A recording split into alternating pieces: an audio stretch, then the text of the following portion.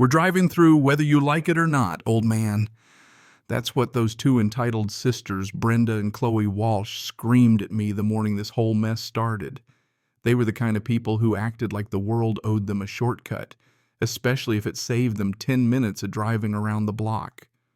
For 25 years, they'd been barreling their BMWs straight through my ranch land, waving off my no trespassing signs like they were cute little decorations. And me, I was just the retired engineer who finally decided enough was enough. You ever have a moment where you realize some people just aren't wired for boundaries? That was them. The day I told them to stop, I got an earful names threats, the kind of arrogance you'd expect from folks who never heard the word no in their lives. Brenda marched right up to my gate in her designer jacket and told me straight up to open it because her family had always used this land as their personal shortcut. Her sister Chloe, a little younger and a whole lot louder, was already recording me on her phone, probably ready to make me the next viral villain for asking them to use the public road like everyone else. I kept my voice even, pointed at my sign, and told them, "Ma'am, this is private property. The county road's a quarter-mile up. If you keep going, you'll get right where you need." That's when Chloe let out a laugh so sharp it could peel paint off a truck. "Oh man, you think a couple bumps are going to scare us off," she said, waving her phone around like a badge. "We've been using this way since before you even lived here.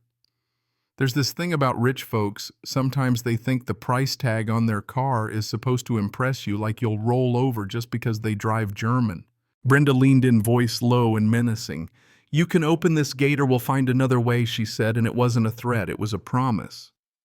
For a second, I felt that old problem solver part of my brain click into gear, weighing out the exact point where courtesy ends and standing up for yourself begins. Right then, Betty, my neighbor who'd been around these parts longer than most trees, was out for her morning walk.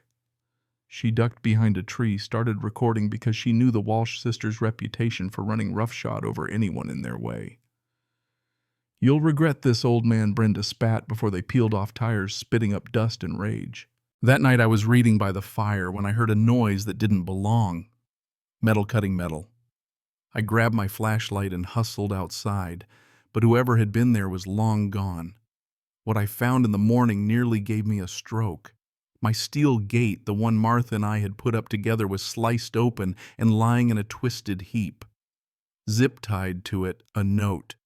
"Thanks for the shortcut, old man. BC. B." You ever get so mad your hands shake? That was me. And if that wasn't enough, hidden behind my tool bench, I found a trail camera aimed straight at my porch, the spot where Martha and I always had our coffee. Turns out someone had been watching me for days before the shortcut showdown. If you ask me, that's when things stopped being annoying and started getting dangerous. So I did what any stubborn old engineer would do. I went into town and dropped $3,000 on a security system that would make Fort Knox blush. Hidden cameras, night vision remote monitoring the whole 9 yards. The kid at the store was grinning ear to ear, telling me nobody would scratch their nose without me knowing. I ordered a new gate too.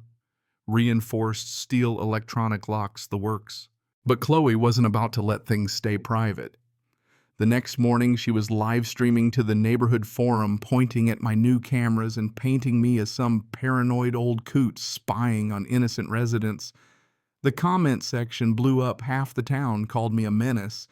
The other half said, "Hell yeah, protect your land." Brenda jumped in with a post about community harmony and outsiders not respecting tradition. They were spinning the story like they were the victims, not the bullies. That's when Betty came through for me. She messaged me privately, sent me her video of Brenda and Chloe threatening me, destroying my gate, everything. She couldn't say it out loud. Those sisters had friends on the HOA board, but at least I wasn't fighting this war alone. Still, it wore me down. I sat by the lake, Martha's photo in my hand, and I'll admit I thought about giving up, selling the land, starting fresh.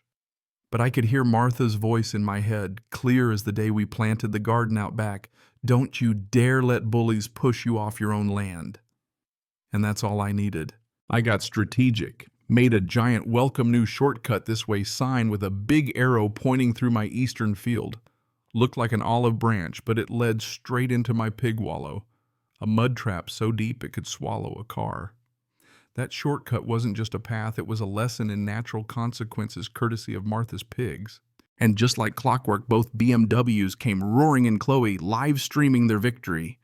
They tore down my shortcut, barreled into the mud, and got stuck fast. My pigs wandered over curious, and before you know it, 2 luxury SUVs and 2 designer-dressed sisters were buried up to their doors in pig mud hoofprints everywhere. Phones ruined, pride shattered, while the whole thing streamed live to half the county. I leaned on my fence and waved. Hope you found the new shortcut educational, ladies. Might need some improvements for BMW traffic. The video I posted that night, 500,000 views in 6 hours. People called it poetic justice. But you know, Brenda, she called and left a message, ice in her voice, swearing revenge. You think you're clever. This isn't over. For a week, it was dead quiet. Then Jake Morrison from the auto shop swung by. He'd seen surveyors hired by Brenda documenting every inch of my water system. Betty messaged me too. Brenda and Chloe were digging up county records looking for anything to claim water rights. The legal ambush came quick, a court order slapping a restraining order on my lake water use. I was forbidden from irrigating. Martha's garden started wilting the very next day. That nearly broke me. But Betty, with her endless knowledge of local history, showed up again. Turns out there was an old artesian well on the east side of my property, capped off decades ago. It wasn't on any of the historical maps the Walsh sisters found. With her help and a mountain of paperwork, I hired Tom Bradley, a local lawyer, and prepared a case.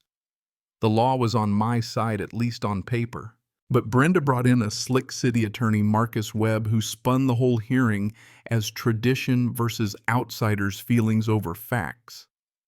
The judge, born and raised with the Walsh family, bought it. I lost, restraining order stayed. I went home crushed. But as I stared at my old engineering blueprints, something clicked. The restraining order banned lake water, not groundwater, from my well. So I built.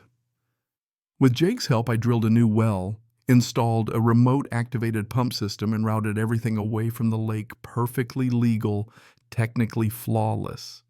The Walsh sisters didn't know what hit them. When they tried to stir up the HOA, Betty quietly blocked them. Sometimes community means knowing who to protect. Saturday morning, I sat on my porch, coffee in hand, remote at the ready. Both BMWs came flying down the shortcut one last time. Windows down, music blaring, Chloe yelling into her phone about showing this old man. They never saw the engineered pit until they dropped into it at full speed. Then with a tap of my remote, a geyser of muddy water shot 15 feet in the air, soaking both vehicles and their owners in a clay and pig muck slurry no detailer on earth could ever clean. When Brenda and Chloe finally climbed out looking like swamp monsters, half the neighborhood was there, Betty Jake folks recording on their phones.